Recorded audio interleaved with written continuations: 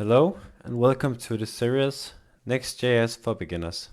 My name is Daniel and I would like to do the introduction for this course. First of all, what is Next.js? Next.js is the React framework for production.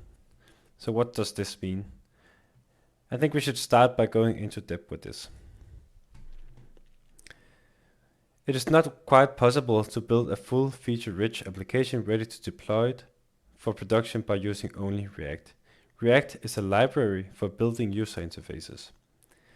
The developer will have to make decisions on other features of the application, like routing, styling, and authentication to make it work for production. Next.js is a React framework. Next.js is a package that uses React for building user interfaces. Next.js is loaded with a lot more features that enables building for full production-ready applications. Features exactly like routing, styling, authentication, bundle optimization, and a lot more. There's no need to install additional packages. Next.js provides everything for you. Opinions and conventions need to be followed to implement the above said features. So, Next.js is a complete framework for React application development. So why would anyone use React? Next.js. Next.js simplifies the process of building a React application for production.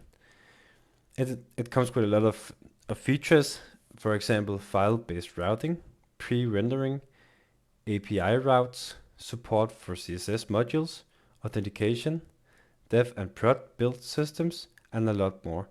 This is just some of the features that we're going to talk about in this course. So before following along, we recommend knowing some prerequisites before following along with this guide, but it is definitely not required. We want you to have the basic understanding of HTML, CSS, and JavaScript. We want you to understand ES6 plus the features of this. We want you to understand the fundamentals of React. So thank you, and I hope you will follow along in this tutorial. Make sure to subscribe to the channel, and I'll see you in the next video.